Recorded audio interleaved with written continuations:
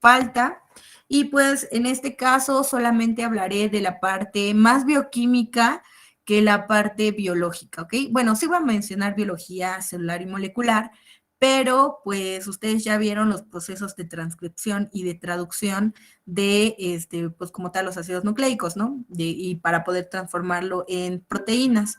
Lo que es interesante ahorita es conocer pues su estructura, saber pues cómo gracias a la química que tiene estas biomoléculas, cómo es que van a tener una acción, ¿no?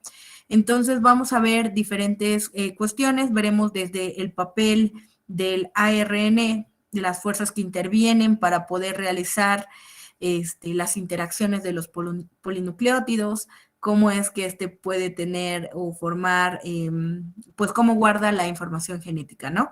Entonces, para poder ir a esto, hablaremos un poquito acerca de la historia. Entonces, resulta que en 1865 vino un científico llamado Wissner, y él lo que hizo fue que estudiaba la composición química de la pus. Sin embargo, él se quedó muy asombrado al encontrar que dentro de su muestra, que de hecho hizo un precipitado con esa muestra, encontró una solución que era ácido, o sea, era un poquito ácido y que además se encontraba en el núcleo de esa pus, ¿no? O sea, en el centro de esas células. Por lo tanto, le denominó con el nombre de nucleína.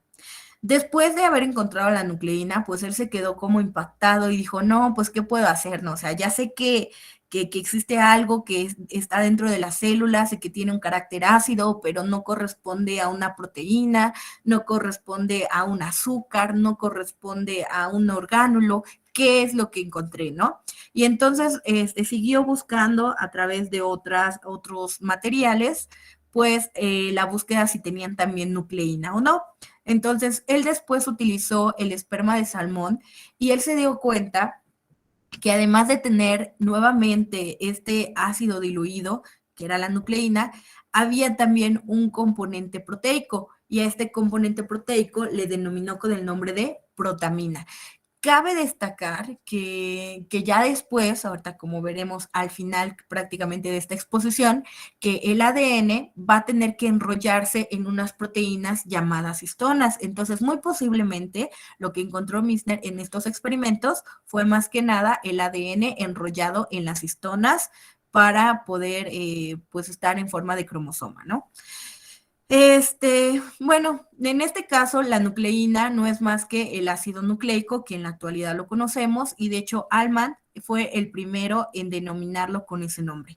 Pero bueno, siguiendo con los estudios de Misner, pues no nada más se quedó en eso, resulta que siguió con sus estudios y se dio cuenta que había una diferencia entre estos ácidos grasos, digo ácidos, ¿no? Ácidos nucleicos que ahorita los conocemos, o de nucleína. Entonces se dio cuenta que existían dos y a uno le nombró ácido simonucleico y a otro le llamó ácido timonucleico, donde en este momento nosotros sabemos que el ácido simonucleico es el ácido ribonucleico, por eso le llamamos ARN, A de ácido, R de ribo y N de nucleico, ARN. Y en sus siglas en inglés lo podemos encontrar como RNA.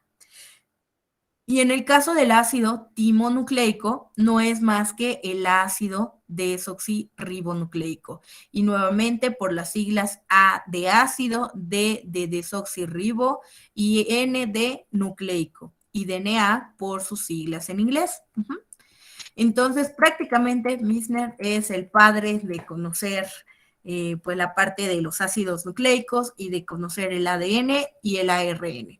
Ahora, a partir de aquí hubo muchísimas cosas, chicos, o sea, realmente remontarnos a esa época, es que imagínense, o sea, no sabían realmente quién era o cómo es que se podía transmitir todo esto de la vida, ¿no? O sea, se sabía ya que por ejemplo, nosotros la unidad básica era una célula, ¿no? Se conocía también que, pues que había herencia, ¿no? Se conocía también, pues un poquito de otras cosas, ¿no?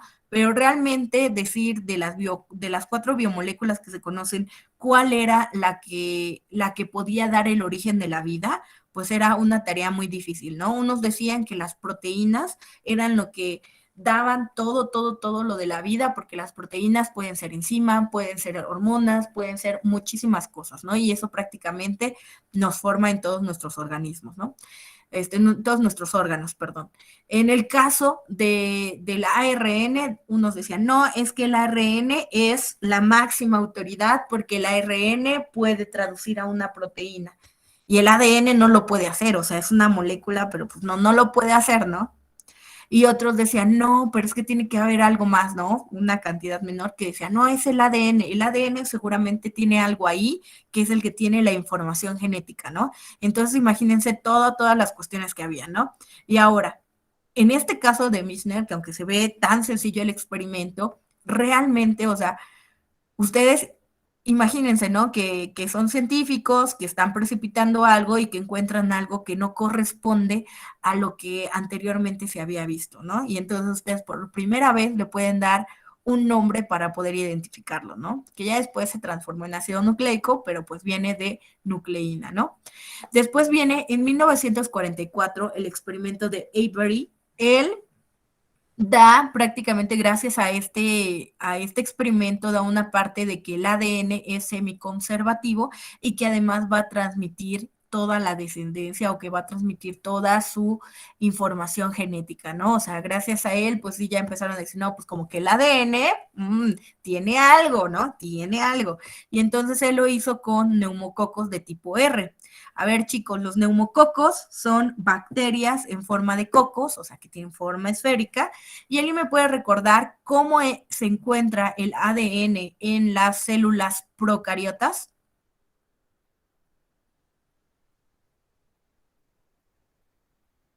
Células procariotas, chicos.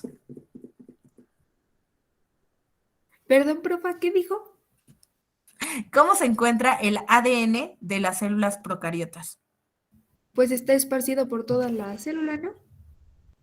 No está esparcido por toda la célula. ¿Alguien más? No, es el que está dentro del núcleo, ¿no? No, ese es Es un el que ácido está, En el por eso en el citoplasma, citoplasma. Ajá, pero ¿qué forma tiene? una sola hélice. No. A ver, chicos. A ver, no sé quién levantó la mano. ¿Cristian? Es la que, bueno, que es una molécula única y es generalmente circular y de doble filamento que se encuentra ubicada en el sector de la célula y está en el nucleoide. Ok, pero mi pregunta es clara. ¿Qué forma tiene el ADN de las células procariotas? O sea, lo que me dices es correcto, pero no responde a la forma. ¿Qué forma tiene, chicos? Tiene una forma circular, ¿no? Aquí vean, por ejemplo, tengo a la imagen del DNA de la Escherichia coli y es circular, se encuentra en el citosol o en el citoplasma, como lo quieran decir, y claro, podemos encontrarlo en forma de plásmido y ahí también va a estar el contenido genético de estas células procariotas, ¿no? Y recuerden que las células procariotas por lo general van a estar dadas en las bacterias, ¿no? Pero bien, o sea, en el núcleo no, chicos. Quien dijo núcleo se me regresa a repetir la clase de biología celular. Muy bien, ok. Gracias por sus participaciones. Ahora, en este caso del experimento de Avery, les digo eso porque el neumococo, pues va a ser una célula procariota prácticamente. Es una bacteria en forma de coco, como les dije, pero la cuestión es que él tenía neumococos de tipo R y neumococos de tipo S. Los de tipo R los podemos ver aquí, que son más pequeñitos, son rugosos y así, ¿no? Y en el caso de los neumococos de tipo S o lisos, pues vean, son un poquito más grandes, tienen otras características. Y resulta que al colocar 2 colonias para que pues estuvieran reproduciendo, se dio cuenta que cuando había la descendencia, pues lo que esperaba es que hubiera pues únicamente tal vez de las colonias de tipo S y de las colonias, perdón, de tipo S y de tipo R. Y sin embargo encontró que al paso de la proliferación de estas bacterias, pues había una combinación, ¿no? Y entonces ahí él pudo determinar que el ADN pues se podía transmitir en forma de descendencia, ya que pues si no hubiera descendencia, no hubiéramos tenido la situación de tener como una combinación o tener a partir de los neumococos tipo R, producir neumococos de tipo S al estar contenidos en el mismo lugar, ¿no? Y es algo que nosotros también lo podemos ver, ¿no? O sea, nosotros vamos de una mamá y de un papá, ¿no? Y nacemos nosotros. Y si nacemos, pues no nos parecemos tan, o sea, sí nos parecemos fenotípicamente a nuestra mamá y a nuestro papá, pero no somos idénticos, ¿no? Genotípicamente también pasa lo mismo, nada más que no podemos abrir el ADN y verlo y decidir, ¿no? ¿Qué diferencia tenemos? Porque eso es mucho más difícil, ¿no? O sea, sí se puede hacer, pero es mucho más difícil. Y en el caso de cuando tenemos un hermano, ¿no? Nuevamente es la misma papá, el mismo mamá, pero el bebé o el hijo o nuestro hermano, pues sale pues diferente, ¿no? O no somos totalmente iguales. Entonces ahí volvemos a ver que sí hubo una transmisión de descendencia por parte del ADN de papá y mamá, que ahora ya lo sabemos, pero en ese entonces no se sabía quién era el responsable, y por eso es que podemos ver eso, ¿no? Pero aquí, en este caso, el neumococo, o sea, como tiene un ADN pues circular y además se reproduce rápidamente, pues era mucho más fácil poder ver esta situación, ¿no? Entonces, Avery es uno de los primeros que ayuda a dar lo de la transmisión de descendencia a partir del ADN y hasta da un poquito de la parte de semiconservación, aunque no lo da totalmente, ¿no?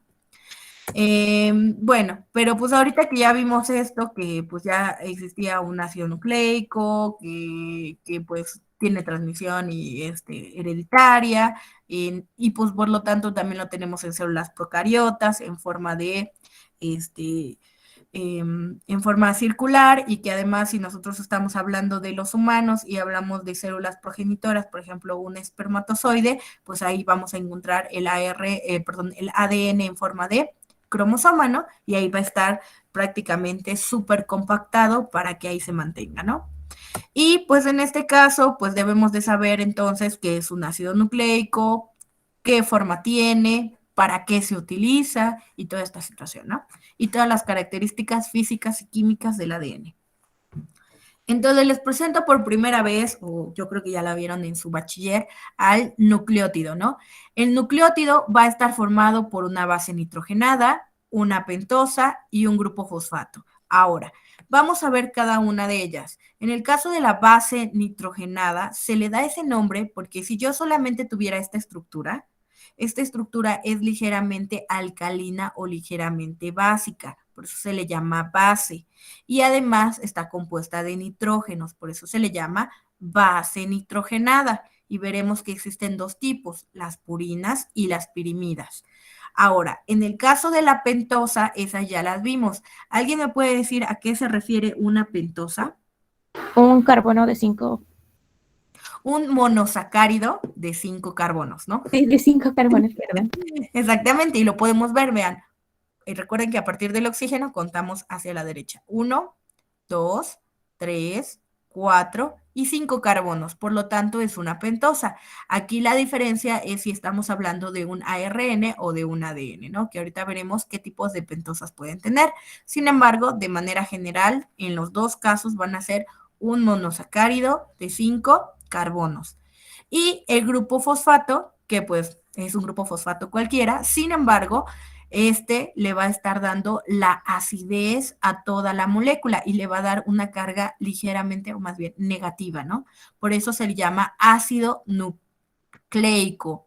Nucleico, ácido viene del grupo fosfato y nucleico, pues, por toda la estructura, ¿no? Entonces, ya por primera vez ustedes ya supieron por qué se le llama base nitrogenada, por qué se le llama pentosa y por qué se llama grupo fosfato. Y todo el conjunto se le llama nucleótido. Ahora, si yo solamente tengo una pentosa y una base nitrogenada, le voy a llamar nucleócido. Bien, ahora, si yo quiero unir un nucleótido con otro nucleótido para poder hacer, por ejemplo, una hebra de ADN o una hebra de ARN, pues entonces yo voy a ver que se van a poder unir a través de un enlace fosfodiéster. ¿Por qué se llama enlace fosfodiéster? Bueno, es muy claro, porque esa unión va a ser directamente en el grupo fosfato con un alcohol de una, de la pentosa, ¿ok? Y además, cuando se unen, van a estar formando un éster aquí con este carbono y un éster aquí en este carbono. Por eso se llama enlace fosfodi, de dos ésteres que se forman, diéster.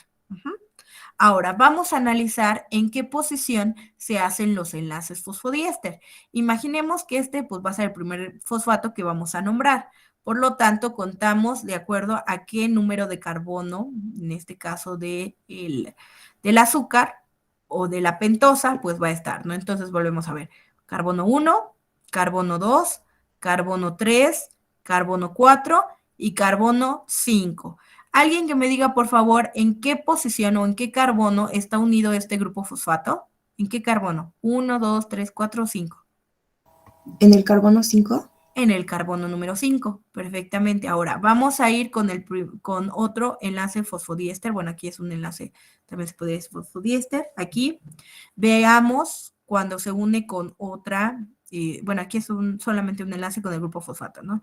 El primer enlace fosfodiéster, ¿en qué región o en qué carbono más bien se está interaccionando en este ¿En el caso? tercero? En el 3. Y luego aquí, ¿en qué carbono? En el quinto. En el 5, exactamente. Y luego aquí, En el tercero. en el tercero. Y luego en este lado, Otra vez en el quinto. y aquí, Otra vez en el tercero. otra vez en el tercero. ¿Ok? Entonces, aquí por primera vez ven que un enlace fosfodiéster únicamente se puede hacer en el carbono número 5 o en el carbono número 3. Y gracias a eso nosotros podemos dar la direccionalidad del ADN. Por lo tanto, ¿qué direccionalidad tiene este? Si empieza en el carbono número 5 y termina en el carbono número 3. Direccionalidad 5 a 3, ¿no? Pero en biología celular posiblemente les decían 5' a 3'. Y esto va, bueno, porque aquí tenemos ciclos que se nombran y entonces estos se van considerando como 1', 2', 3', 4' y 5', pero para hacérselos más fácil es mejor ver el conteo. Entonces la direccionalidad del ADN, del ARN, dependiendo, ¿no? Pero del ADN va a ser de 5' y de 3', y esa direccionalidad la va a estar dando de acuerdo al grupo fosfato, en qué posición se encuentre para poder unirse en enlaces fosfodiéster con los demás nucleótidos. Entonces, si tenemos 1, 2, 3 o más nucleótidos, le vamos a llamar polinucleótido. Poli, recuerden que es de muchos, y nucleótidos, pues quiere decir muchos nucleótidos que se unen a través de enlaces fosfodiéster. Además, quiero decirles que vamos a tener otra interacción entre las bases nitrogenadas y la pentosa. Vamos a estar haciendo un enlace beta-glicosídico. ¿Sí? ¿Sí me doy a entender con esto, chicos? ¿Ya por primera vez entienden la direccionalidad de la vida? Sí, profe. Así que si alguien les dice, no, la vida no tiene sentido, que no sé qué, ¿cómo no? Les enseñan un libro de biología o un libro de bioquímica y ahí van a ver que sí hay una direccionalidad.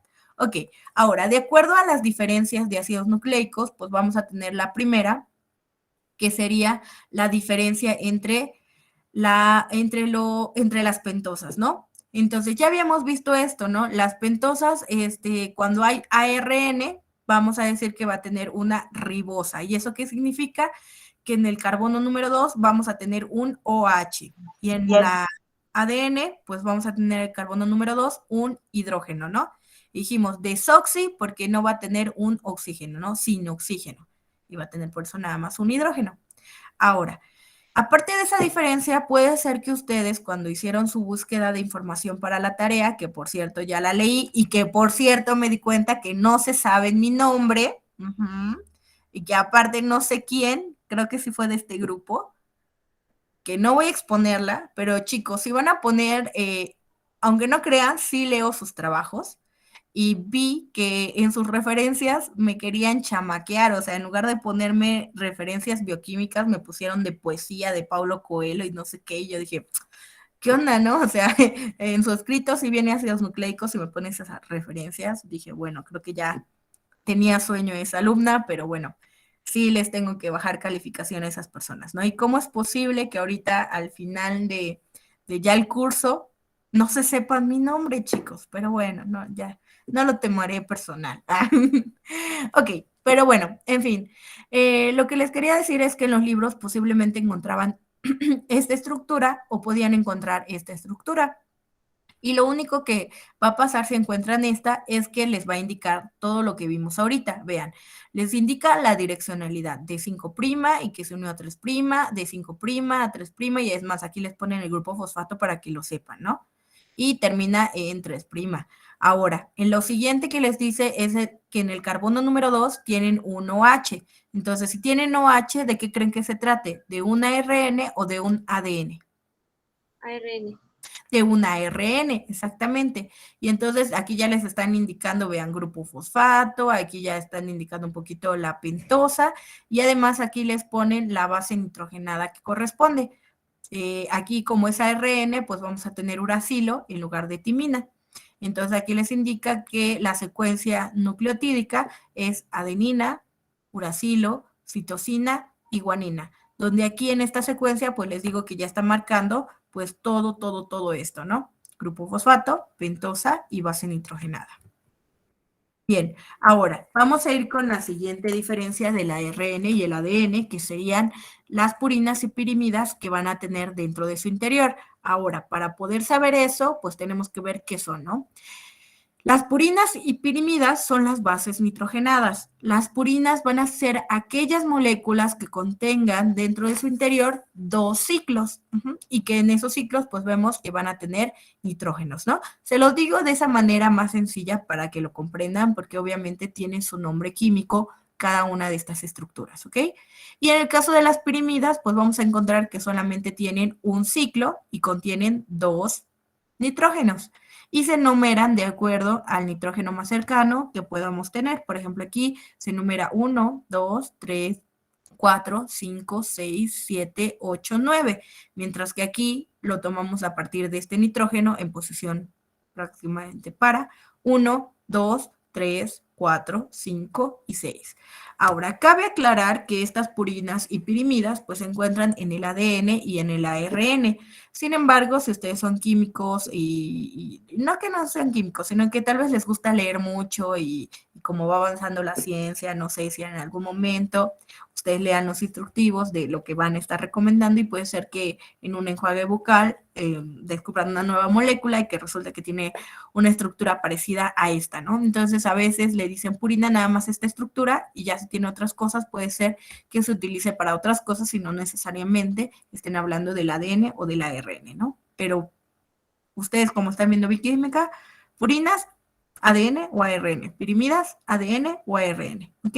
Entonces, gracias a esto, pues tenemos dentro de las purinas a la adenina y tenemos a la guanina. Ahora, se le da también un nombre o una nomenclatura química. Aquí se dice que 6-aminopurina. ¿Por qué? Veamos, 1, 2, 3, 4, 5 y 6. En la posición 6 tenemos un grupo amino y todo esto es una purina. Y perfectamente, vean, aquí estaba el carbono número 6 y esto es una purina. Por eso se le llama 6-aminopurina. Ahora, la guanina va a tener el nombre de 2-amino-6-oxopurina. ¿Y por qué? Bueno, volvemos a hacer esto. 1, 2. En el carbono número 2 tenemos una amina. Seguimos contando. 3, 4, 5 y 6. Cuando tenemos este tipo de estructuras y está como sustituyente, se le denomina con el nombre de oxo. Por eso aquí es 6-oxo y todo lo demás es purina, ¿no?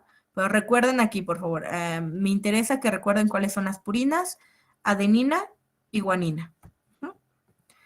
Ahora, en el caso de las pirimidas, pues tenemos a la citosina, al uracilo y a la tiamina, donde la citosina puede recibir el nombre de 2-oxo-4-aminopiridina y volvemos a ver lo mismo. Recuerden que aquí tenemos una numeración a partir de aquí, 1, 2, 3, 4, 5, 6. Entonces aquí vemos 1, 2, oxo, 3, 4, amino, 5, 6 y todo esto es pirimida, ¿no? Y así sucesivamente para cada uno de ellos. Ahora, en el caso del ADN, anoten, ADN va a tener adenina, guanina, citosina y timina. Y en el caso del ARN, nosotros vamos a tener adenina, guanina, citosina y uracilo. Bien, ahora, los tipos de propiedades de las bases nitrogenadas son las siguientes. Ya había nombrado que la base nitrogenada le da un carácter básico, o sea, si estamos hablando solamente de la molécula, ¿no? Pero en sí, cuando está con el ADN, ya dijimos que la molécula totalmente va a ser ácida. Se dice que su solubilidad va a ser escasa en agua y que su espectro de absorción es máximo a 260 nanómetros. ¿A qué se refiere el espectro de absorción? Bueno, para eso necesitan saber un poquito de química. Recuerden que cuando vimos los átomos, pues los átomos se definen también como ondas y partículas.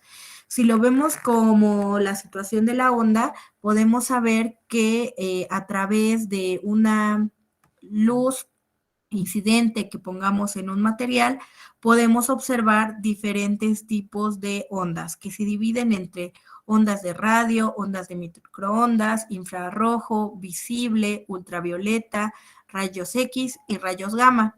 Y dependiendo de la incidencia que sea, la onda se puede medir a través de la unidad de nanómetros. Entonces, por ejemplo, en el caso de la ultravioleta viene de 0 hasta 400 nanómetros. Nosotros podemos observar ese tipo de situación.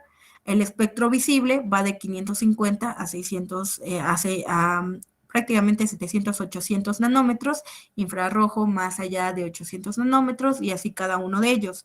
La parte interesante de aquí es que se ha visto que ciertas moléculas que a veces no las podemos visualizar al simple ojo, si nosotros utilizamos un aparato que se llama espectrofotómetro, que lo que va a hacer es que va a utilizar lo que acabé de decir, una incidencia de estoy buscando dónde estaba, permítanme, este es el espectrofotómetro, pero no encuentro un esquemita. Acá está este. Entonces, vean, el espectrofotómetro, pues dependiendo de la marca que busquemos, pues va a ser diferente, ¿no? Pero va a tener esa misma consecuencia, que si yo coloco una muestra con, por ejemplo, aquí, si ya fuera de la sangre, yo quiero saber el ADN y entonces ya hice una filtración y varios procedimientos para obtener ya como tal la muestra y yo quiero saber si ya se trata que tengo ADN, pues entonces coloco en un tubito o en una cubetita de muestra como tal el ADN que supuestamente yo ya, pues está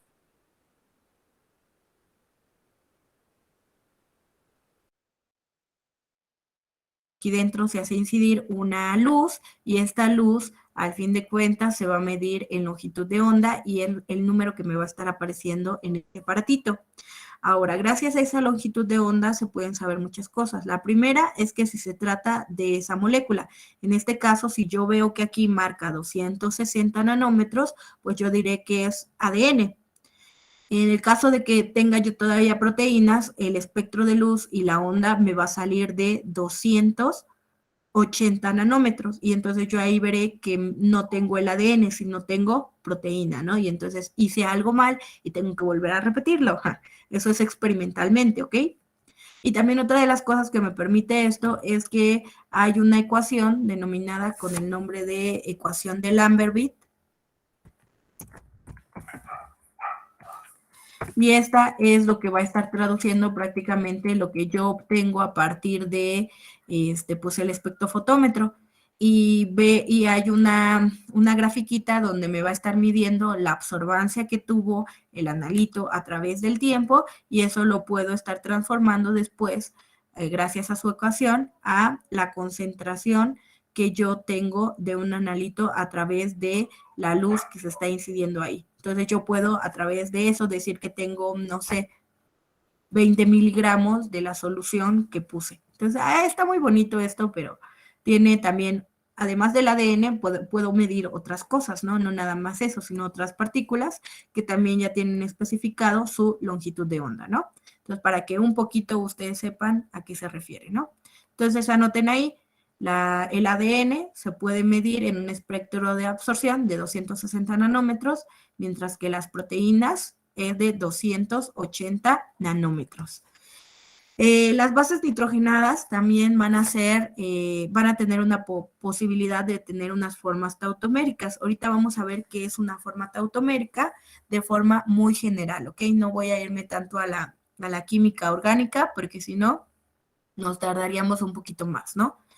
Y también quiero que sepan que las propiedades de las bases nitrogenadas van a ser las únicas que son muy reactivas y que pueden ser mutagénicas, o sea, que pueden tener mutagénesis hacia la proteína que finalmente se va a poder traducir, ¿no?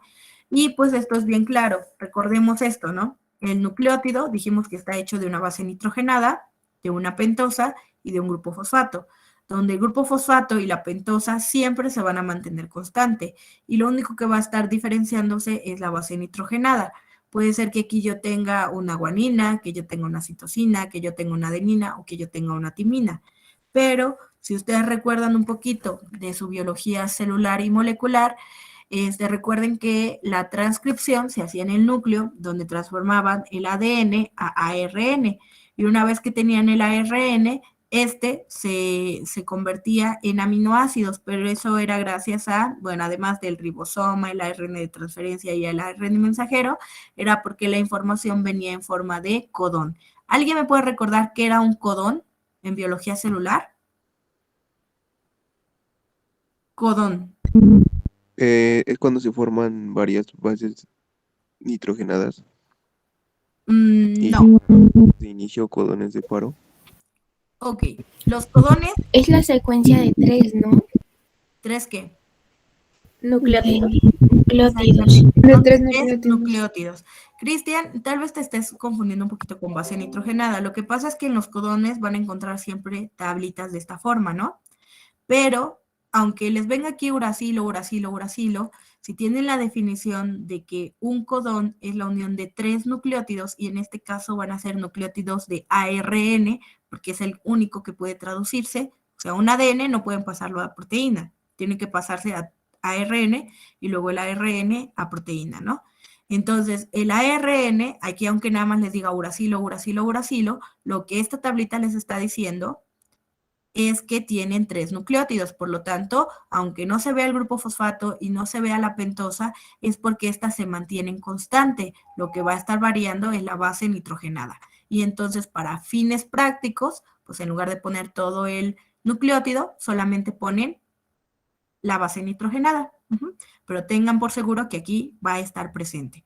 Y como lo decía un poquito su compañero, efectivamente eso va a poder traducir a una aminoácido y que vamos a tener codones de paro y codones de inicio. Ahora, estos codones, cuando tenemos 3 nucleótidos, traduce a un aminoácido. Entonces, existe un aminoácido que puede empezar el proceso de traducción. ¿Cuál es ese aminoácido? Es el de auge. Pero ¿cuál es el aminoácido? La metionina, ¿no? La metionina, si nosotros lo buscamos en por ejemplo, si ya tenemos una proteína, siempre debemos de buscar dónde inicia la metionina para ver cuál fue el comienzo de la traducción. Si nos queremos ir ahora hacia atrás, veremos que la metionina y queremos ver la secuencia del ARN, pues el ARN va a ser adenina, uracilo, guanina. Y si yo tengo ahora el template desde el ADN, pues yo veré que es adenina, timina, guanina, ¿no? Entonces ese sería mi codón de inicio, ¿no? Ahora, una vez que inicia esto, pues empieza toda la traducción, ¿no? Puede ser que yo tenga en mi secuencia, por ejemplo, en mi secuencia de ARN y que cada uno sean 3 codones, ¿no? Imaginemos que este es ARN, cambien las timinas por uracilo, por favor, en su mente. Es que no tengo ahorita una de ARN, entonces voy a utilizar esta que es de ARN, ¿no?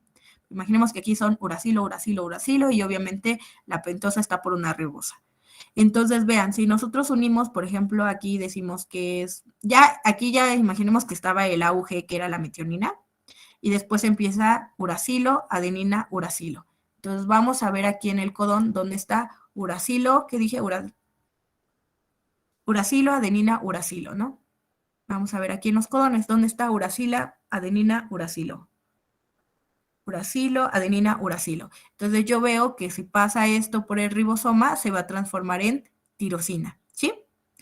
Y así cada uno, ¿no? Entonces vamos viendo cómo va la secuencia de 3 nucleótidos, vamos con la siguiente y podemos ver qué aminoácido va a estar traduciendo y así en cada uno, ¿no? Entonces, una vez que se traduce cada uno de estos aminoácidos, pues podemos ver que al final va a llegar a un codón de paro, ¿no? Este se llama codón de paro porque tanto el ARN de transcripción, perdón, no, el ARN el ARNT y el ARN mensajero, cuando ya están en el ribosoma, cuando llega esta información, pues ya no lo pueden traducir en un aminoácido, por lo tanto, aquí terminaría la traducción y por eso se conocen como codones de paro y es UAA, UAGA y UGA, ¿no?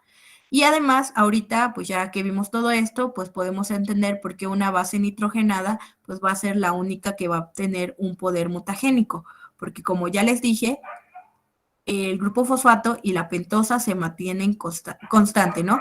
Pero al fin de cuentas, la base nitrogenada es la que va a estar definiendo qué tipo de aminoácido se va a formar. Entonces, imaginemos esta situación, que yo tengo, por ejemplo, citosina, uracilo, citosina, y que se va a estar traduciendo hacia una leucina.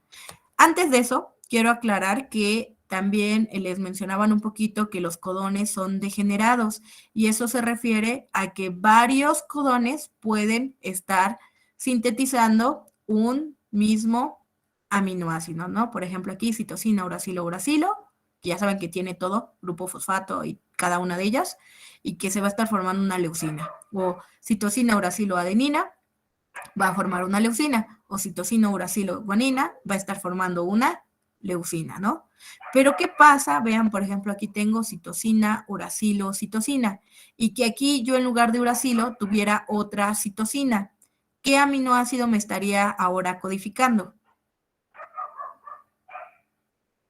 Citosina, citosina, citosina. Pues una prolina, ¿no? Vean, citosina, citosina, citosina. Y esto pues ya sería una mutación. ¿Por qué? Porque recuerden que ya después de que se hace toda la cadena lineal de los aminoácidos, pues este puede ser una proteína primaria, secundaria, terciaria y cuaternaria. Imaginemos que era para una síntesis de una proteína terciaria y que además era una enzima. Entonces esta enzima, ahora pensemos que esta leucina estaba involucrada en su sitio activo. Y si yo recuerdo cómo era una leucina, pues tiene esta forma, ¿no? Vean, tiene una cadenita de 3 carbonos y con una ramificación y además pues va a ser un poquito más flexible y por lo tanto en el sitio activo va a poder llegar al sustrato y va a poder hacer la interacción perfectamente. Pero si aquí hay una mutación puntual de cambiar un uracilo por una citosina y ahora va a ser una prolina la que se va a estar sintetizando y va a estar dentro del sitio activo, para empezar las prolinas no están en el sitio activo prácticamente. Y la segunda es que las prolinas, chicos, las prolinas son los aminoácidos más, podría decir, menos flexibles dentro de todos los 20 que vimos, ¿no? Entonces, vean, aquí está la prolina, vemos que aquí está su ácido carboxílico, su amino, su hidrógeno y todo el ciclo de más. Entonces, esta, al llegar al sitio activo, pues no va a poder hacer movimientos como en el caso de la leucina y también no va a poder hacer las mismas interacciones que la leucina y por lo tanto, si yo hice esta mutación dentro del sitio activo, pues entonces quiere decir que el que tiene leucina sí va a tener una actividad biológica para que cuando llegue el sustrato se pueda hacer la catálisis enzimática.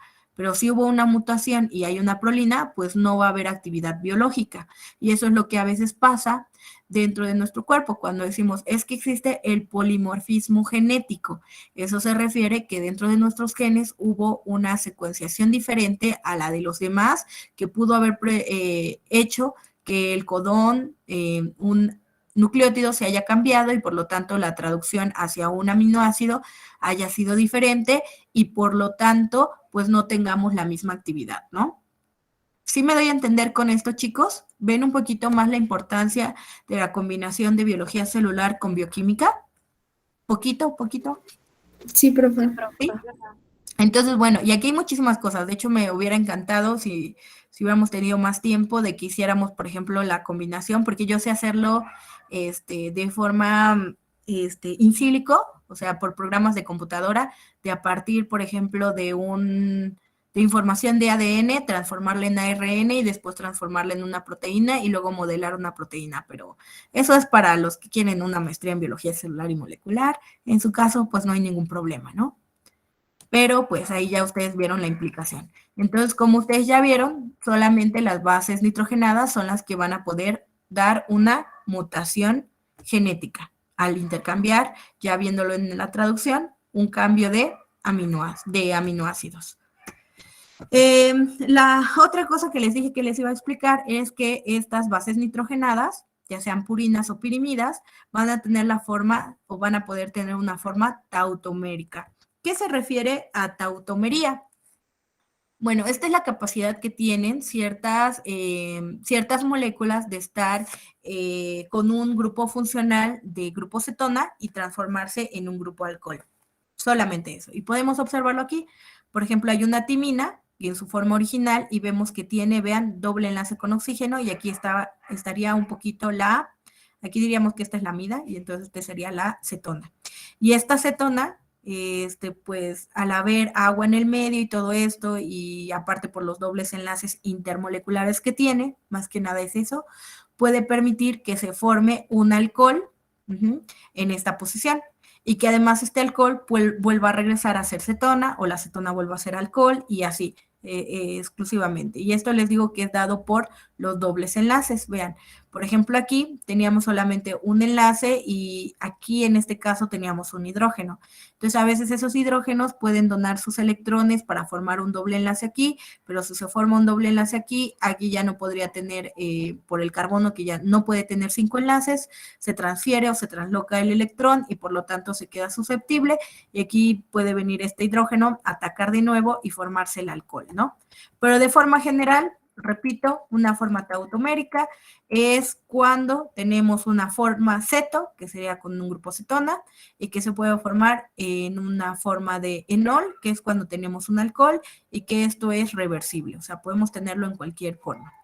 Esto es algo raro que ocurra dentro del ADN, pues probablemente, porque cuando no hay una síntesis de proteínas, pues siempre se va a mantener estable y en una doble hélice y todo esto, pero se ha visto que puede ocurrir, ¿no? Vamos a ver otra cuestión que serían como tal entrar directamente a la estructura del ADN, que es un poquito más interesante. Aquí ya no les traigo la forma del ARN, porque recuerden que tiene, dependiendo del ARN que ustedes estén hablando, ¿no? Tiene una en forma de trébol, otro sí tiene estructura lineal. Ajá, déjenme ver si tengo, por ejemplo, aquí tipos de ARN en una de Google para que no se queden con la duda.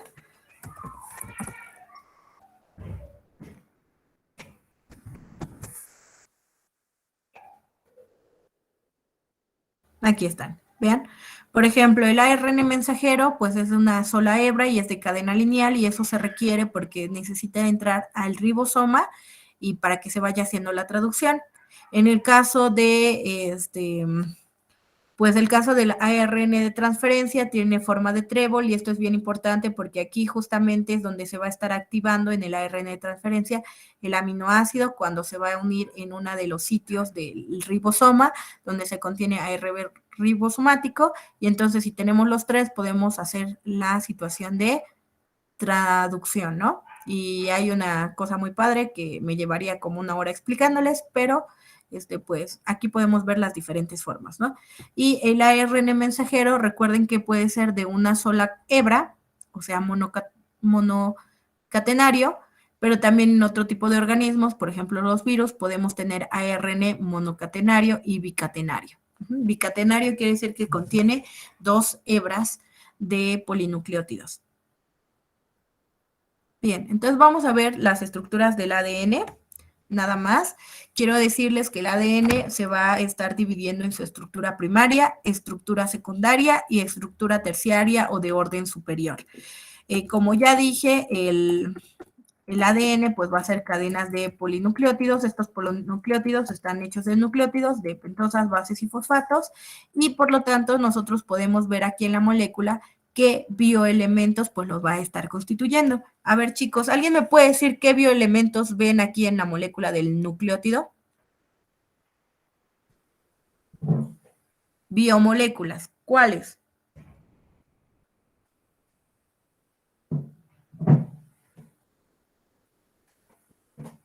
Chicos, bioelementos. ¿Qué bioelementos podemos ver aquí? Puede ser el Oxígeno e nitrógeno, hidrógeno. oxígeno, hidrógeno, Exactamente. fósforo. Ujú. Oxígeno, fósforo, carbono, hidrógeno y Nitrógeno. prácticamente nitrógeno, ¿no? Entonces, prácticamente tenemos todos los bioelementos primarios aquí, a excepción del azufre. Ujú. Y aquí lo podemos ver. O el CHOMS, nada más con P, sin la S. Y pues bueno, entonces pues ya sabemos de qué está compuesto. Vamos a ver las estructuras del ADN, tanto estructura primaria, estructura secundaria y estructura terciaria. En el caso de la estructura primaria, lo único que vamos a poder nosotros visualizar dentro del ADN va a ser la secuencia lineal de nucleótidos. Por lo tanto, pues vamos a poder observar toda esta situación o lo podemos graficar con esta que habíamos visto anteriormente, ¿no? Entonces, por lo tanto, podemos ver en una estructura primaria la direccionalidad que va de 5 a 3'. Podemos ver la secuencia de nucleótidos. Además, podemos saber que cada nucleótido pues está unido por un enlace fosfodiéster, ¿no? Es la única información que nos va a dar la estructura primaria. Ahora, solamente recuerden que la estructura primaria, pues como es de polímeros o de polinucleótidos, pues estos están formados de nucleótidos que están a su vez asociados con bases nitrogenadas que pueden ser pirimidas o purinas, y en este caso que es ADN, pues tendremos a pirimidas, pues a la tiamina y a la guanina, y en purinas tendremos a la adenina y a la citosina, perdón, guanina. Y tendremos la pentosa, que ya en este caso pues sería una desoxirribosa y un grupo fosfato. Bien, ahora sabiendo eso y sabiendo la estructura primaria, por lo tanto,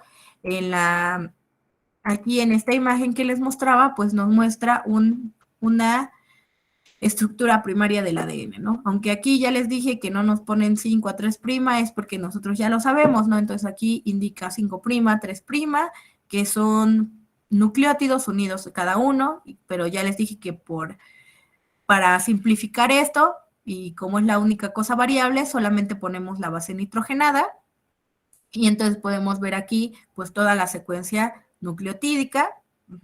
Podemos saber que cada uno está enlazado por un enlace fosfodiéster gracias al grupo fosfato y la ribosa, o perdón, desoxirribosa en este caso, y que va a estar unido en cada uno de ellos, ¿no? Entonces esta sería una secuencia lineal y estaríamos hablando de una estructura primaria del ADN, perdón. En el caso de la estructura secundaria, pues esa ya se va complicando un poquito más, porque ahora ya no nada más vamos a ver la secuencia lineal, sino ya vamos a ver el modelo de doble hélice del ADN. Y esa sería estructura secundaria. Ahora, pero tenemos que hablar antes de iniciar esto, pues cómo es que se dio el modelo de doble hélice del ADN. Y eso fue por datos de densidad del ADN, por datos de difracción de rayos X y por proporciones relativas del ADN. Entonces voy a empezar principalmente con las proporciones relativas de las bases. En 1950, bueno, por ahí unos años más, Chargaff hizo sus reglas que llevan su nombre, las reglas de Chargaff. Él lo que le inquietaba era que pues ya se sabía como tal la forma de un nucleótido, que ya dijimos que es una base nitrogenada, una pentosa y un grupo fosfato. Y como les dije, el fosfato y la pentosa siguen constantes y la única parte diferente es una base nitrogenada. Entonces, ahora quiero que ustedes se imaginen que están en ese año y que entonces tienen como diferencia la base nitrogenada. Entonces están pensando, entonces tengo pirimidas y tengo purinas. ¿Qué sería lo más lógico para ustedes? ¿Que una pirimida se una con una pirimida y que una purina se una con una purina o que una pirimida se una con una purina? ¿Ustedes qué pensarían? Que una pirimida se une con una purina. Exacto. ¿Que una pirimida se une con una purina? A ver, veamos. Lo más Sí. lógico, bueno, eso es lo que dice la ciencia. Ahorita estamos tratando de pensar como si no supiéramos nada, ¿no? Entonces, si solamente tuviéramos esta información, vean, purinas, dos ciclos, y pirimidas, un solo ciclo, ¿qué sería lo más lógico? ¿Que purina se uniera con pirimida o una purina con una purina y una pirimida con otra pirimida? Que se unan entre ellas mismas, ¿no? Eso sería lo más lógico, ¿no? O sea, si estuviéramos en esa época y lo único que conocemos es esto, nosotros diríamos, como que yo siento que una purina con una purina y una pirimida con una pirimida. Entonces, lo que él hizo, pues es, ¿cómo yo podría saber cuál se une con otra y en qué proporciones lo puedo tener? Entonces, lo que hizo fue de varios organismos extraer el ADN y hacer la cuantificación de cada base nitrogenada. Y entonces aquí es lo que tenemos. Vean, tenemos diferentes organismos y tenemos las bases nitrogenadas: adenina, timina, guanina y citosina. Ahora, como ustedes lo dijeron, ¿cuáles son las dos purinas del ADN? ¿Cuáles son las dos purinas, chicos?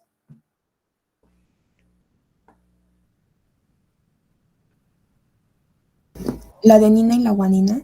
La adenina y la guanina, exactamente. Entonces, imagínense, Chargaff dijo, no, pues purina con purina, ¿no? Entonces, ahorita ya dijimos que la purina es la adenina y la otra purina es la guanina. Y entonces, vean, en el caso del humano encontró que el 30.9% de adenina era lo que correspondía, mientras que de guanina teníamos 19.9%, ¿no? Ahora, imaginemos aquí en mis dedos que esta mano con 5 representa el 30% de la adenina, el 30%. Y esta mano, con solamente 2 dedos, está implicando la guanina con su 19.9%. Entonces, si yo dijera lo que planteamos en el inicio, que una purina con otra purina se unían para formar la doble hélice, pues entonces tendríamos esto, vean, el 20% y el 30% se unen. Y entonces él se preguntó, ¿y qué pasa con esto que sobra de la purina? O sea, ¿creen que sea lógico que tenga que sobrar o que mejor todos tengan que unirse con algo? ¿Ustedes qué pensarían en este momento? ¿Que su primera hipótesis era verdadera o era falsa? Pues falsa, ¿no? Que era falsa. Que Falsa. era falsa, exactamente. Entonces después vio pues los otros porcentajes y vean, vamos a ir con las que más se parecen en este momento, ¿no? ¿Cuáles serían en el humano? La adenina con la timina y ya después los Guanina otros, con citosina. la guanina. Exactamente. Entonces, él fue lo que ya después formuló, ¿no? De acuerdo a los porcentajes. Voy a empezar con guanina y citosina. Si yo redondeo, por ejemplo, esto 19.9, pues sería 20, y este 19.8, si lo redondeo, también sería 20, ¿no? Entonces, si yo tengo 20% de guanina y 20% de citosina y las interactúo, ya no me sobra nada. Y entonces, pues es más probable que estas se puedan unir, ¿no? Y es lo que ahora realmente se conoce, ¿no? Que siempre la guanina se une con la citosina. Y la otra cuestión es aquí con la adenina y timina, ¿no? Uno es 30.9 y este podríamos decir que es 30, ¿no? O sea, prácticamente muy cercano. Entonces, nuevamente, si yo pongo el 30 y el 30, pues vuelvo a ver que se unen completamente, ¿no? Que son bases complementarias. Por lo tanto, él dilucidó y dijo, adenina siempre se va a unir con timina y guanino siempre se va a estar uniendo con citosina. Y vean, vamos a verlo en el caso del pollito. En el pollito vean nuevamente 20.5, 21.5, 28.2, que si lo redondeo es 29 y aquí 29 pues sería 29, ¿no? Entonces volvió a ver y otra vez en todos los demás organismos que encontró, hasta en la levadura y en todos estos, pues volvió a ver toda esta situación. Entonces ya pudieron entender lo que él visualizó y dijo, no, pues sí, o sea, tiene sentido. Entonces, vamos a decir aquí que siempre una purina se va a unir con una pirimida y ya vimos cuál con cuál.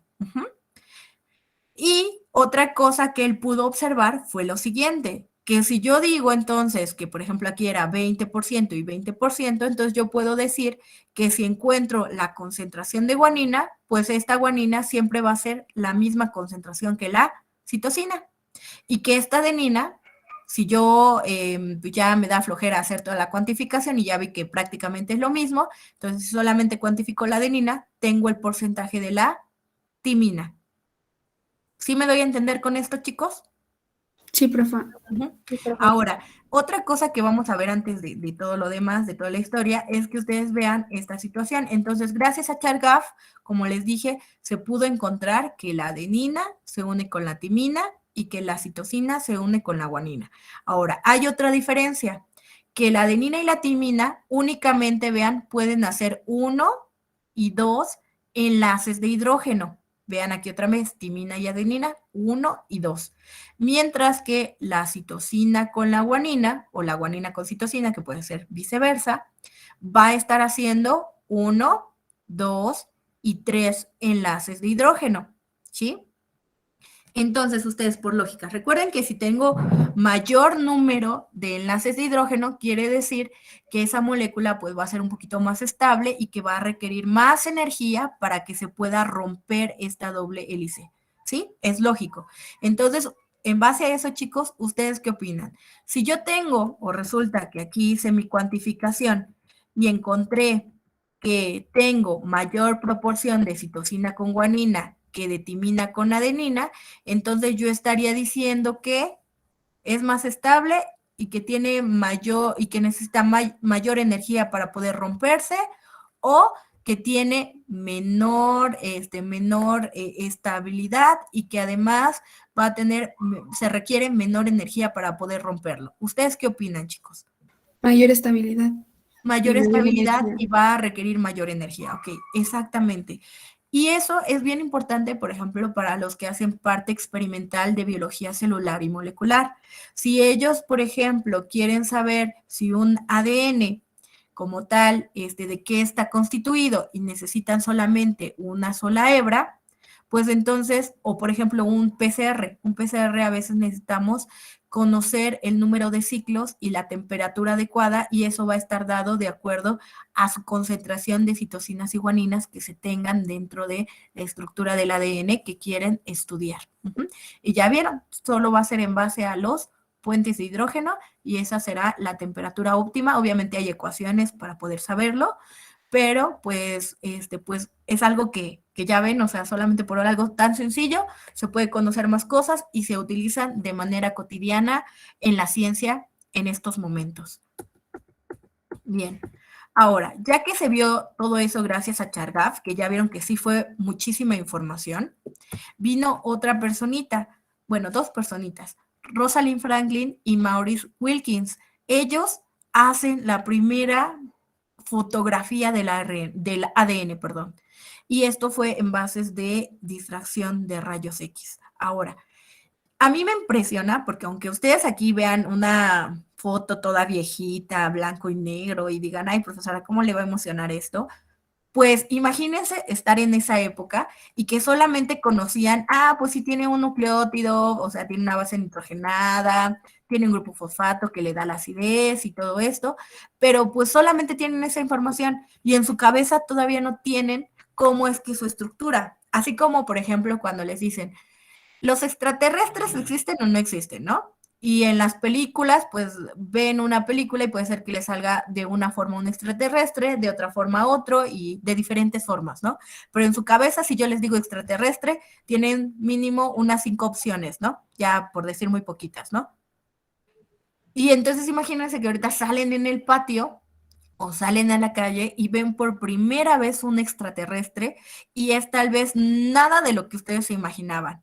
Entonces estarían súper impresionados, ¿no? Dirían, ¡wow! ¡Wow! Y pues esto pasó exactamente igual. O sea, el ADN ya lo teníamos como en la mente, decíamos, ok, pero no teníamos la visualización de cómo era la parte de ya tener una estructura secundaria del ADN. Entonces, gracias a Rosalind Franklin, vean, por primera vez podemos ver cómo es esta estructura que tiene doble hélice, Se pudo observar también cuál era la distancia de una hebra con otra hebra, cuál era el tamaño de la base nitrogenada, cuál era el tamaño de un giro de un ADN, y se pudo ver pues muchísimas cosas, ¿no? Entonces, ¿se imaginan todo eso? O sea, en esta sola imagen. Para mí ella debió de ganar el premio Nobel. Ok, es que viene algo bien curioso, porque después de que Rosalind Franklin descubre esto, pasa prácticamente unos añitos y en 1953 viene Watson y Crick, y entonces solamente recapitulan un poquito de lo que vio con Chargaff y agarran pues esta imagen literalmente, hacen su modelo y ellos sí ganan el premio Nobel de medicina. Por haber descubierto el ADN y pues que también ya después pues es el origen de todo, ¿no? Y de hecho, hay memes muy, muy curiosos, chicos, les voy a enseñar un meme creo que no los tengo aquí, a ver, vamos a ver si encuentro uno, pero de cómo es que le roba todo su proyecto, ¿no?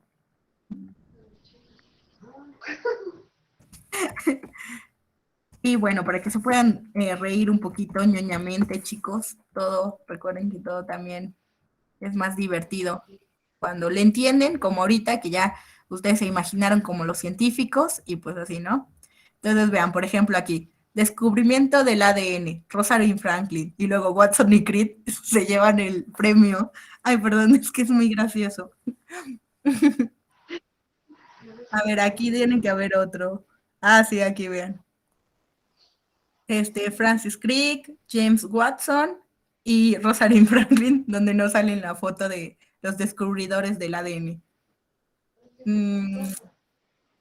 A ver, es que no encuentro otros. Ah, pero es que están muy buenos. ¿Dónde está el otro? No, no está, pero hay uno así como del pie de los Simpson, de Homero Simpson, que pone el pie en su ventana y llega otra persona y se lo roba, pero así con la imagen del rayos de difracción, rayos X de Rosalind Franklin. Entonces, está muy chistoso, pero bueno, ok.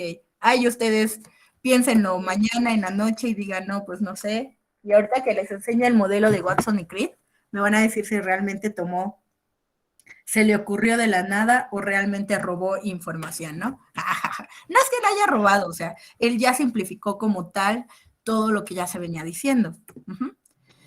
Entonces, bueno, como les digo, ya en 1953 viene James Watson y bueno, Crick, y lo peor es que, pues también, no lo peor, sino lo mejor es que ellos hacen su paper o su artículo que se llamó Estructura molecular de los ácidos nucleicos y preferentemente una estructura del ácido desoxirribonucleico, ¿no? Y lo publicaron en Nature. Nature es una de las revistas que en la actualidad es top, ¿no? Yo cuando inicié esto de la investigación, yo dije, wow, o sea, yo voy a salir en esas revistas, mis artículos, ¿no? Si yo hago buena ciencia y buena investigación, algún día van a estar ahí, ¿no? Después, pues, te topas que realmente la vida no es así. No diré nada porque voy a subir este video en YouTube.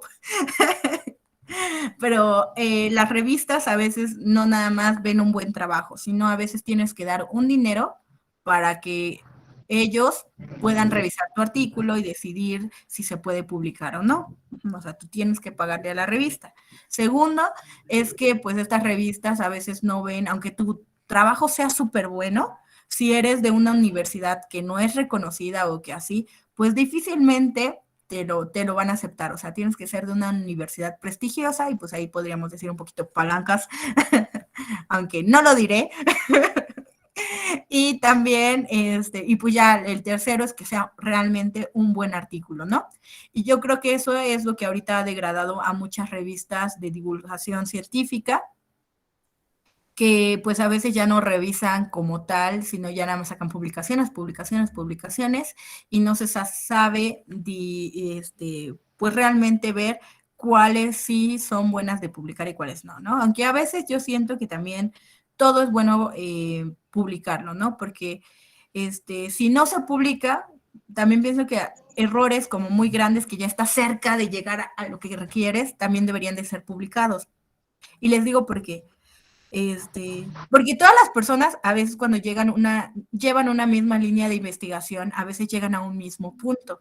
Entonces, imagínense que todos nosotros que somos 40, cada uno tiene un lugar de investigación y así, y entonces resulta que 3 de ustedes ya pensaron más o menos una misma resolución, y entonces están gastando los mismos reactivos, están gastando las mismas cosas y bla, bla, bla, y cometen el mismo error, pero como nunca estuvo publicado, pues tal vez lo vuelven a cometer, ¿no? Entonces a mí me causa conflicto y a veces sí me pongo a pensar que tal vez no será totalmente igual, pero pues mínimo ahí puedes como razonar, ¿no? De decir, ok, si esto estuvo mal y yo lo estaba pensando en algo similar, ¿qué puedo hacer yo para poder modificarlo y poder tener pues mi experimento, ¿no? En este caso, ¿no?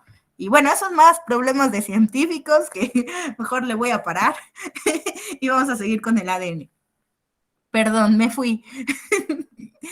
Y bien, entonces Watson y Crick, como les digo, toman toda la información que había y entonces dicen que el DNA está formado por 2 cadenas o 2 hebras de polinucleótidos y pues aquí ya lo veíamos, ¿no? 2 cadenas de polinucleótidos.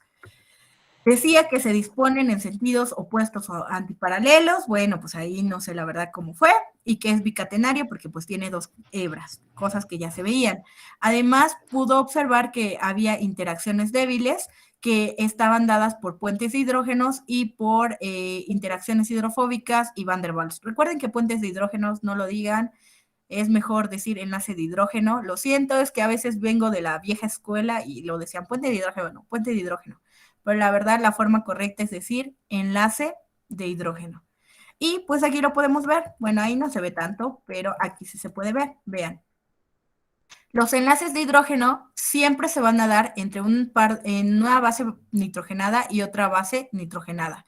Por lo tanto, a veces cuando yo diga par de base nitrogenada, quiere decir a que 2 bases nitrogenadas se aparearon, ¿no? Hicieron interacciones de hidrógeno para formar las 2 hebras del ADN. Además, también se ha visto que aquí, aunque no esté, que como una adenina, vean, viene aquí el enlace fosfodiéster, por lo tanto aquí hay otra base nitrogenada y así sucesivamente, pues es muy probable o lógico pensar que entre la adenina y la tiamina que está apilada, pues va a haber también interacciones y estas interacciones van a ser más de carácter hidrofóbico o de Van der Waals. Y por eso es que aquí tenemos esta situación, vean, las bases complementarias, que sería purina con pirimida, cuando son enlaces de hidrógeno, que marcan aquí adenina y timina 2, citosina y guanina 3, y entre las partes pues apiladas, que van una sobre otra, pues tenemos los enlaces hidrofóbicos, por eso aquí están como interacciones más débiles, y Van der Waals. Conclusión de Watson y Crick en totalmente su modelo, bueno, pues fue el siguiente. ¡Ay! Un ADN de forma de Watson y Crick va a ser un ADN que contiene 2 hebras de polinucleótidos, por lo tanto se le conoce como una forma bicatenaria. Que además la distancia que hay entre una hebra y otra hebra es de 2 nanómetros. Que además cada giro de este ADN mide 3.4 nanómetros, que ya lo había visto aquí Rosalind Franklin, pero ya no me voy a meter con eso. Que la distancia entre o más bien la distancia de una base nitrogenada, o sea, esto, mide 0.34 nanómetros. Por lo tanto, se dice que en un modelo de Watson y Crick va a poder contener en cada giro de esta hélice de un ADN, va a contener 10, bueno, cada giro va a contener 10 pares de bases nitrogenadas, donde ya dijimos que las pares de bases indican las interacciones, ¿no? Además, encontraron también o indican ahí que el ADN va a tener siempre un surco mayor y un surco menor. Que las cadenas de polinucleótidos están constituidos por nucleótidos de un grupo fosfato, una desoxirribosa y adenina, timina, guanina y citosina, que la direccionalidad es antiparalela, donde una se encuentra en 5' a 3' y el otro de 3' a 5', y que estos, a su vez, cada nucleótido va a estar unido por un enlace fosfodiéster.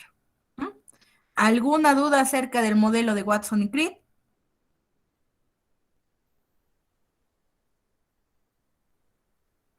Chicos, No, Creo que no. ¿no? Creo Pues que no. es todo lo que veníamos diciendo, ¿no?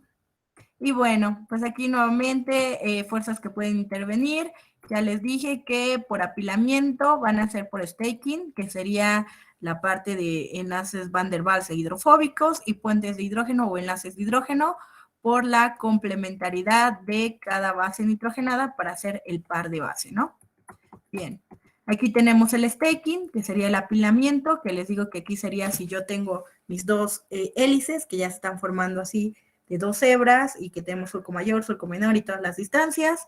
Y si yo lo viera así, tendría las bases nitrogenadas en esta posición, que sería las interacciones débiles de Van der Waals. Y aquí, pues, por apareamiento, que ya vimos que son por puentes de hidrógeno. Ahora, en la estructura secundaria, que ya vimos que la principal es doble hélice y el modelo top es de Watson y Crick, a ese se le dice con el nombre de DNA de tipo B.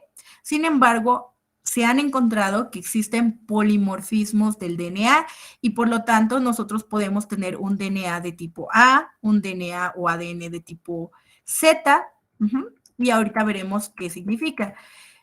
Podemos observar que el tipo B es el que tiene, pues como tal, la forma de Watson y Crick con todas las características que dije. Sin embargo, en el DNA de tipo A veremos que es un poquito más alargada y tridimensionalmente, pues entonces estaríamos hablando que va a tener otra disposición en el espacio y que por lo tanto cuando se esté o se encuentra enrollado, por ejemplo, en las histonas para crear un nivel terciario o de superorden, pues ahí vamos a tener otra situación. Entonces, vean, también otra de las cuestiones que van a estar implicando es que gracias a que tienen más o menos pares de bases, estas pares de bases, vean, de una forma hacia arriba, pues aquí podemos ver perfectamente que en medio pues están las bases nitrogenadas y están haciendo los puentes de hidrógenos. Sin embargo, en un DNA de tipo A, vean, se encuentra un poquito, pues no se encuentra centrado, ¿no? Por lo tanto, este DNA pues no va a ser tan estable como nosotros quisiéramos verlo. Vean, en el caso de la forma B, ya les dije que va a ser de Watson y Crick. Ah, se me olvidó decirles que esta forma se dice que va a tener una hélice destrógira, o sea que va a estar en dirección hacia la derecha. La distancia de pares de base, ya les dije que va a ser, cada par de base va a ser de 0.34 y pues como mide la longitud del giro helicoidal es de 3.4 nanómetros, por eso es que se dice que contiene 10 pares de bases y pues todas las características que ya mencionamos.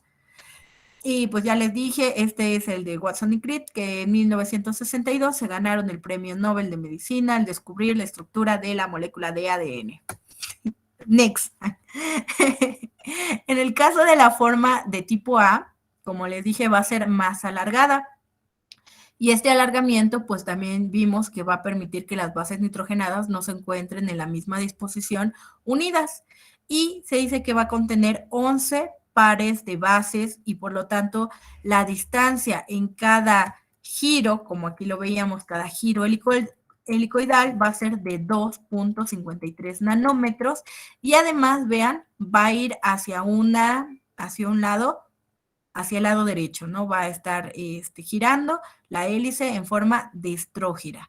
Mientras que en una forma Z de ADN, puede encontrar que la hélice ahora va a estar girando hacia el lado izquierdo y que además es la más alargada de todos los polimorfismos del ADN y va a contener 12 pares de base dentro de cada giro de hélice y por lo tanto la distancia que va a haber es de 4.56 nanómetros.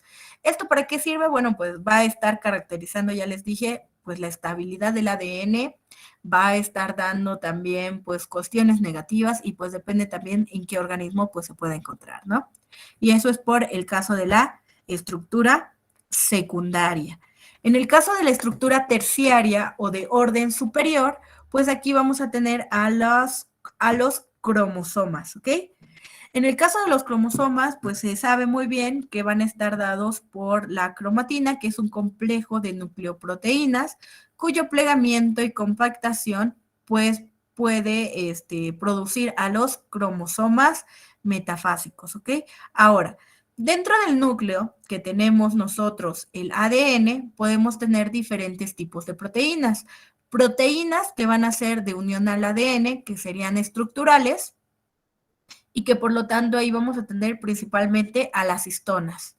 Y también tenemos a proteínas que se encuentran en el núcleo que van a ser de regulación y estos pues van a ser todas las proteínas que participan en los factores de la transcripción.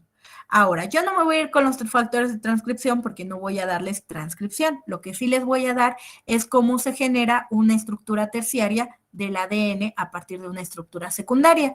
Entonces, para eso necesitamos, como ya lo dije, proteínas de unión del ADN llamadas histonas.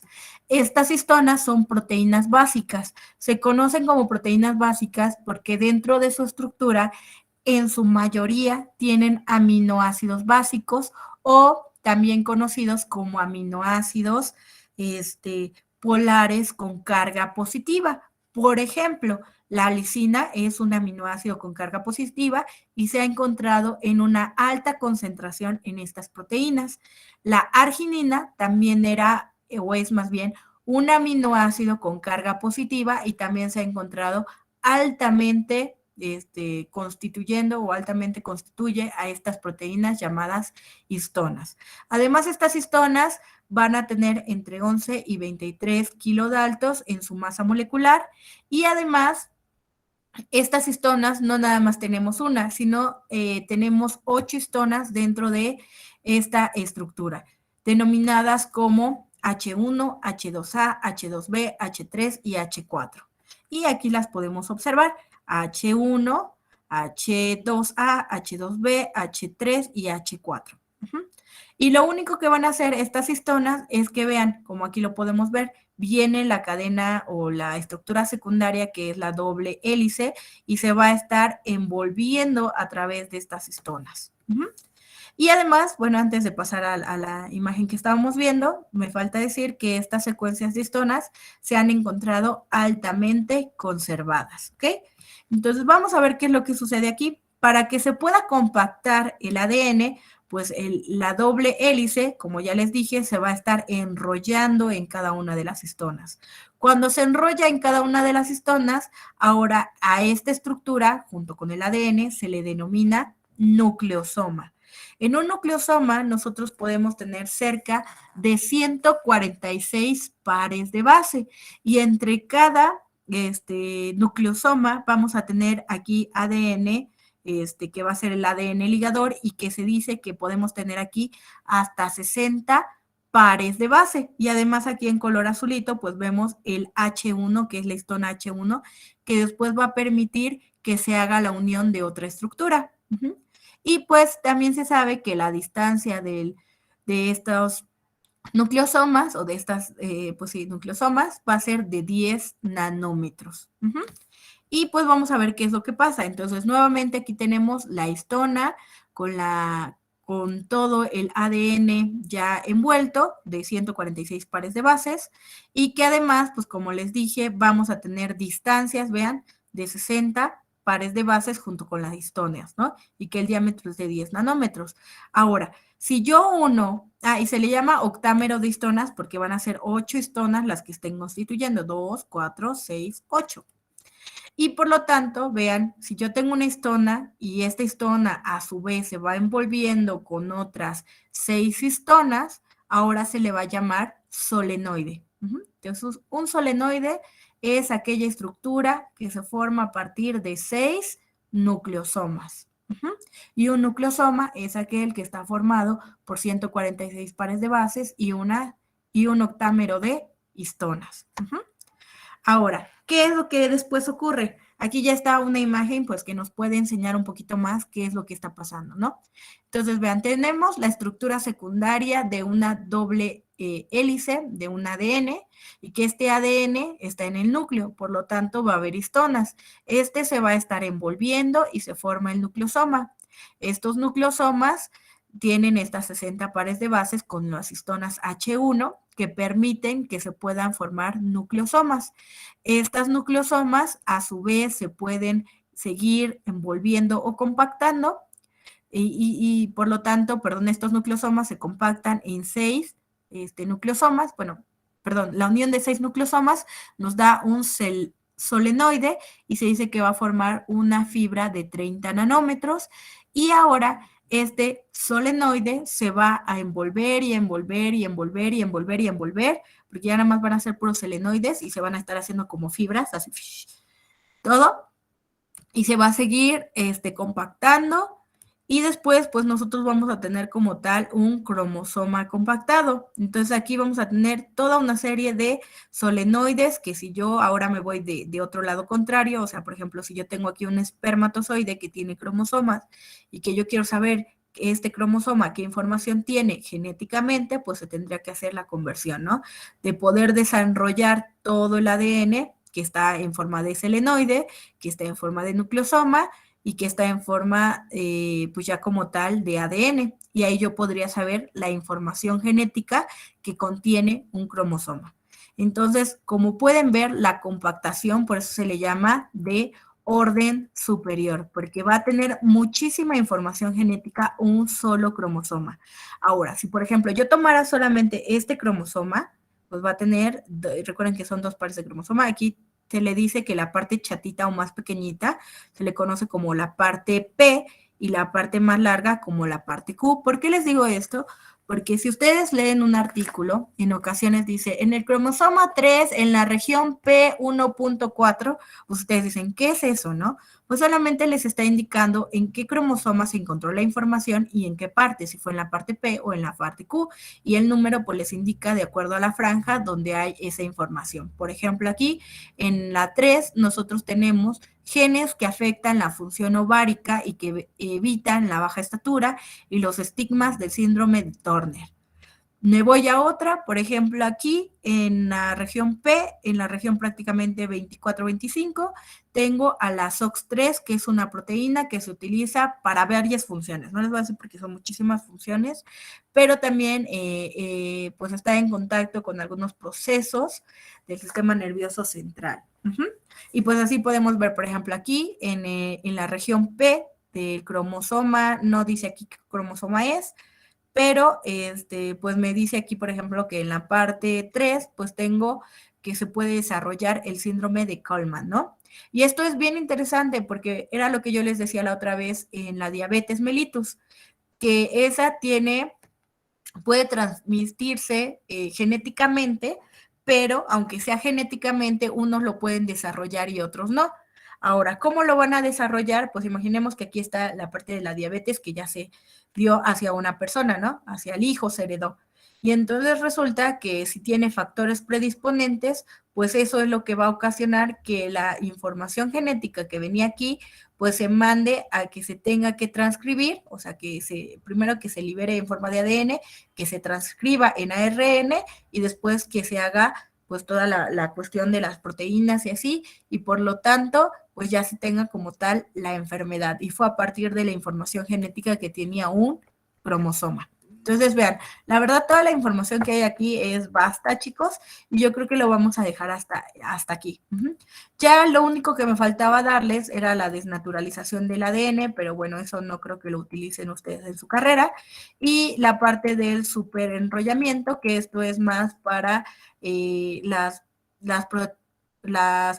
células procariotas que contienen como tal ADN circular. Y este ADN circular es como si, pues tenemos también ADN, pero ese ADN se va también envolviendo y compactando, y a este se le conoce como superenrollamiento, y es como cuando ustedes tienen una liga, una liga, envuélvala, y van a tener ciertas formas como estas, ¿no? Y va a haber una estabilidad, y aquí es donde vamos a tener todo el ADN contenido en una célula procariota, ¿no? Dependiendo de lo que pues, se quiera tener. ¿Alguna duda acerca de ácidos nucleicos, chicos? ¿Les quedó claro o un poquito lo que les traté de transmitir o tienen muchas dudas?